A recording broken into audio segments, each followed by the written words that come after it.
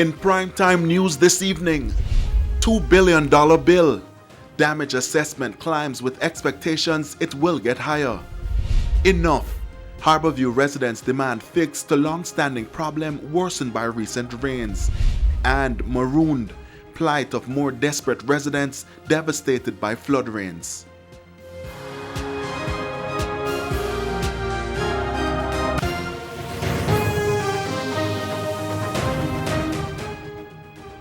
Good evening and welcome to Primetime News. We're live on air and also online at onespotmedia.com. I'm Herman Green. And I'm Janella Precious. Also this evening, the Business Day, Primetime Sports, Sports Commentary, E-Prime and Weather. But before the break, the feedback question. Our feedback question this evening.